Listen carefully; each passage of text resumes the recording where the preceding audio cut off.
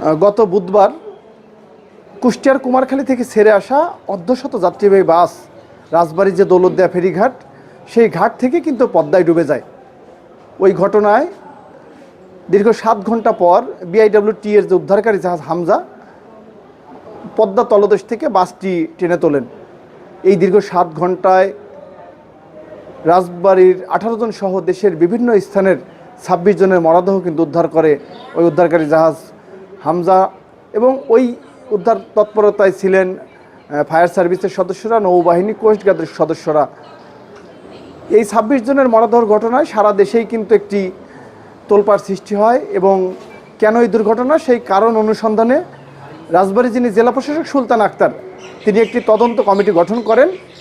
সেই তদন্ত কমিটি 3 কার্য দিবসের মধ্যে জেলা প্রশাসক সুলতান আক্তারের কাছে কিন্তু তদন্ত প্রতিবেদন দেওয়ার নির্দেশনা দেন।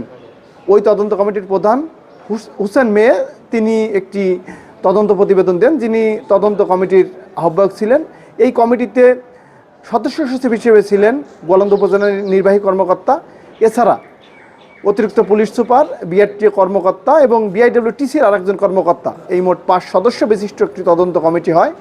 আমরা সকালবেলায় এই অতিরিক্ত জেলা প্রশাসক যিনি তদন্ত কমিটির প্রধান, তার সাথে কথা বলেছি। তিনি বলেছেন যে মঙ্গলবার রাতেই জেলা প্রশাসক সুলতান আক্তারের কাছে তদন্ত প্রতিবেদন হস্তান্তর করা হয়।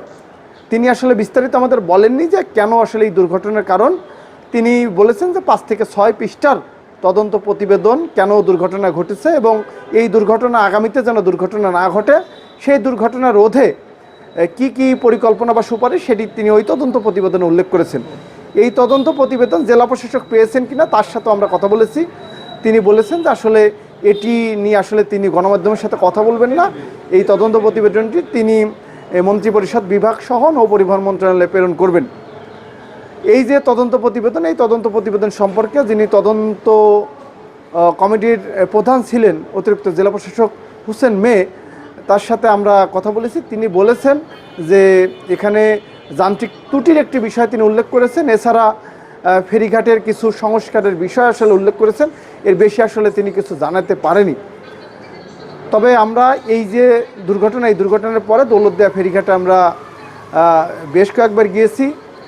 দুর্ঘটনার পরে 5ম দিনের মতোও কিন্তু উদ্ধার তৎপরতা হয়। আমরা ওই সময় দেখেছি যে দুর্ঘটনার পরেও ফেরিঘাটের যে উদ্ধার তৎপরতার পরেও যে ফেরিঘাটের নিরাপত্তা, ফেরিঘাটের শৃঙ্খলা, সেটি কিন্তু ফিরে আসেনি।